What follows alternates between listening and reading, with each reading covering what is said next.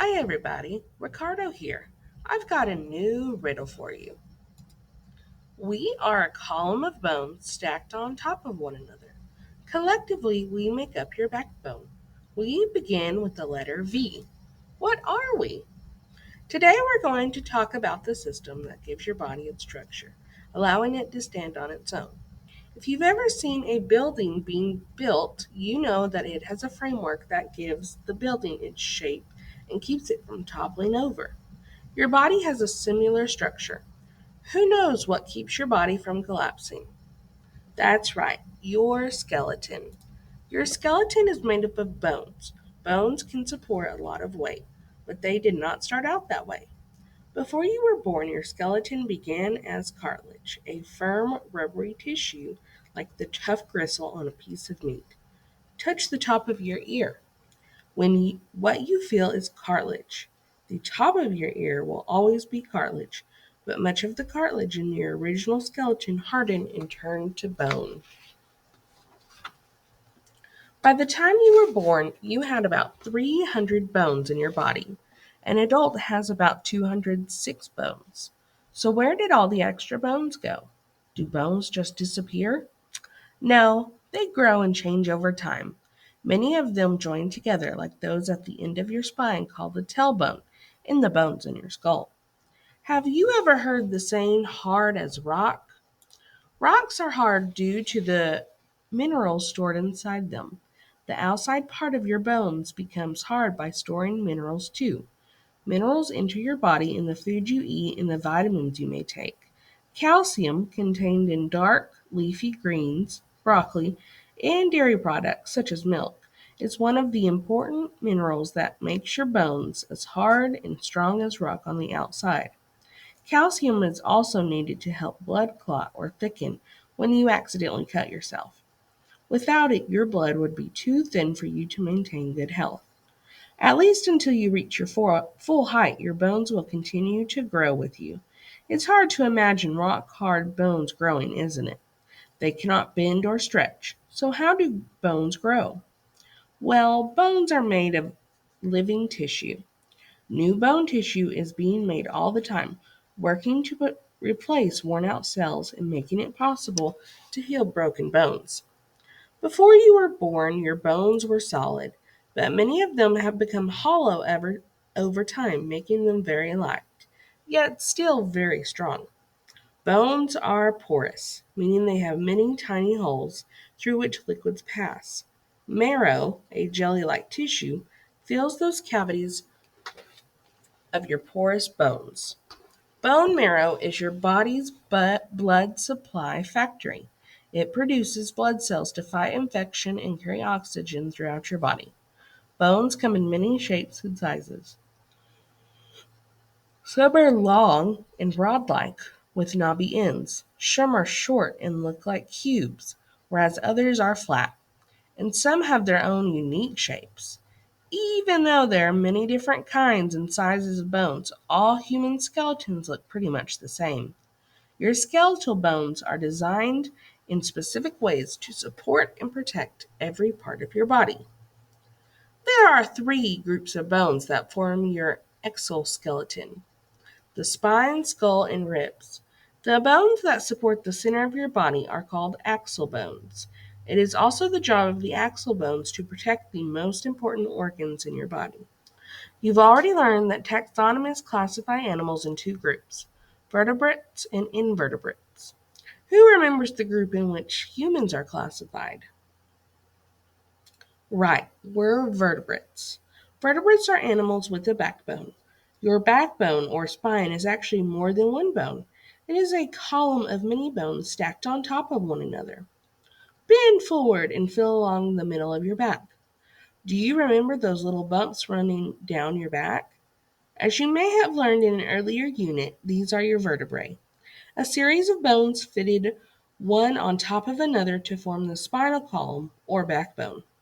Cartilage separates each vertebra, filling in the spaces and cushioning them from one another. Each vertebra has a hole in it, allowing the spinal cord, an important pathway to nerves, to pass through it. Your spinal cord Your spinal column protects your spinal cord, in addition to providing the main support for your skeleton. Your spine is only one part of your exoskeleton. Now sit up as straight and tall as you can. Now look at your neighbor. Does the side profile of your neighbor's spine look straight? Probably not. Your spine is curved, looking more like the S than the letter I. The shape of your spine allows you much greater flexibility. The curves helps you with balance and flexibility as you move from one position to the next, such as moving from standing to sitting. You've already heard about what fabulous tailbone at the lower end of your spine. So what's at the other end?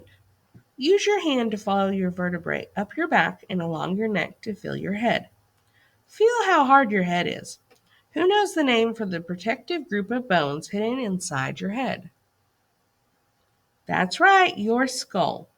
Skull bones sit on top of your backbone, becoming the second part of your axial skeleton, that group of bones that supports the center of your body. Your skull is comprised of a group of 29 bones.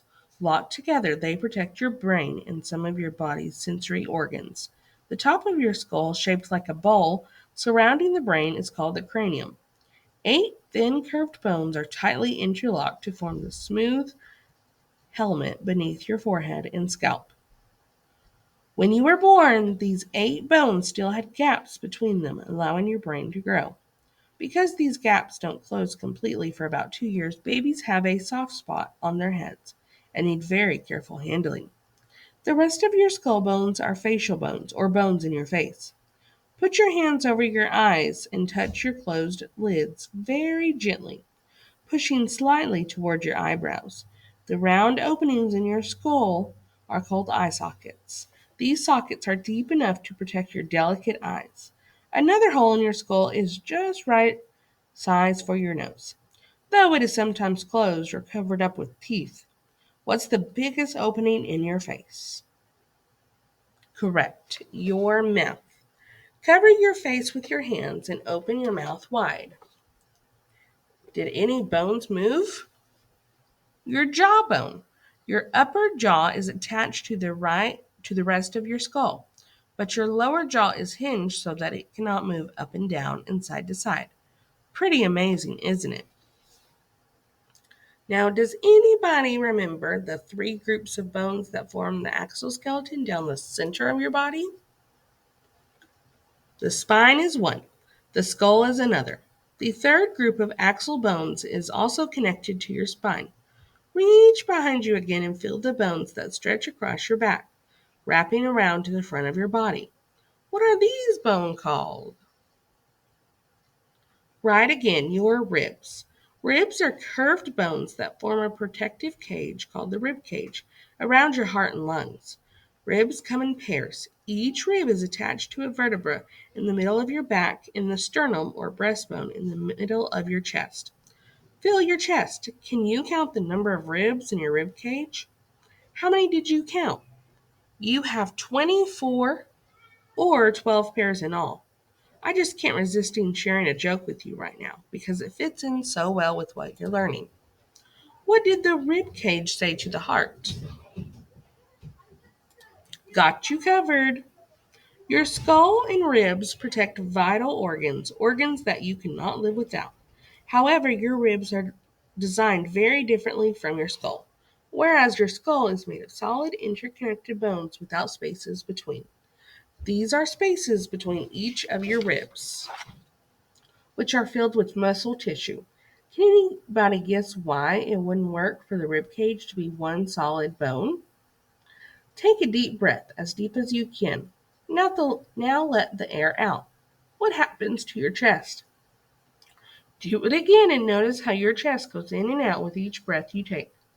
Solid bone around your chest would prevent the diaphragm and lungs from expanding properly with the air you breathe. The shape of your spine and spaces filled with muscles in between each pair of ribs helps the human body structure to be flexible. I'll be back tomorrow to talk more about the skeleton. Today you learned about axial bones, and tomorrow you'll hear a term that relates to another part of your skeletal system and to your arms and legs. I'm looking forward to the next time we meet. I'll be sure to have new riddles.